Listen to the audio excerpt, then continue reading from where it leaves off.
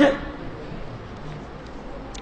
কুতুবে সিত্তার হাদিসের কোন রাবি হিসাবে ইমাম আবু হানিফার নাম কি রয়েছে? এই প্রশ্নই তো, এই প্রশ্নের উত্তর না দেওয়ার কারণে তো ইবনে হাজার আসকালানিকে বলা হয়েছে ইবনে হাজারের কলম হলো ছুরির মতো, একবারে তরবারির মতো। না, নাই, ইমাম আবু হানিফার নাম কোন রাবির মধ্যে নেই। এমনকি মেশকাত খোলেন, সব দোষ নন্দ ঘোষ, নাউজুবিল্লাহ, একটা কথা বলে না, সব আহলে হাদিসদের দোষ। তখন যে অবস্থাটা, এখন অপবাদ কি দিবে? এই 6 ইমাম হাদিসের ইমামগণ, এই 6 ইমাম হাদিসের এরা ছিল আহলে হাদিস, তাই এরা ইমাম আবু হানিফার হাদিস গ্রহণ করেনি, তাই তো বলবেন এবার। তো ওই সময় আপনারা কি করেছেন বুঝতে পারেননি কথা? এগুলো সব আহলে হাদিসরাই করেছে, আপনারা তখন ছিলেন কি? তাহলে তখন আপনারা কি করলেন? আপনারা কিছু সংগ্রহ করতেন? দেখেন, তখন মাযহাবের জন্মই হয়নি। মাযহাবের জন্ম হলো কখন? 4th শতাব্দী হিজরিতে। দেখুন, মেশকাতের লেখক ওলিউদ্দিন ওবায়দুল্লাহ মুবারকপুর থেকে আজকের মানুষ ভাই,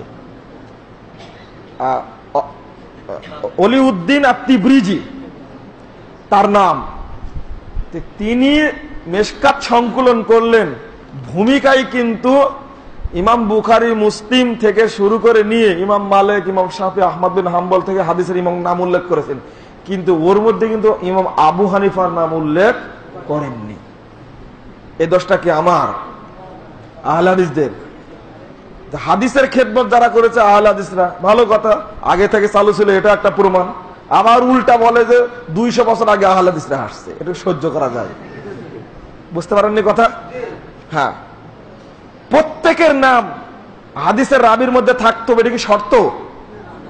এটা তো শর্ত না। হক যেটা আছে সেটাই আপনাকে আমাকে গ্রহণ করতে হবে, সোজা কথা।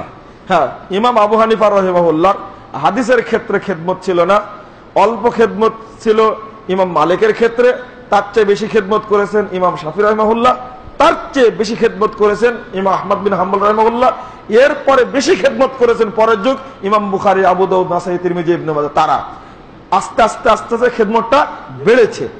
সেই তুলনায় আবু হানিফা রাহিমাহুল্লাহ আগের তার খেদমতটা কি ছিল? কম ছিল। সর্বোচ্চ হাদিস বর্ণনা করেছেন তিনি, কেউ বলেছেন 17টি, কেউ বলেছেন 13টি। দেখেন, আলবানী রাহিমাহুল্লাহ অনেক আলোচনা করেছেন এবং সব হাদিসকেই মুহাদ্দিসগণ যঈফ বলেছেন।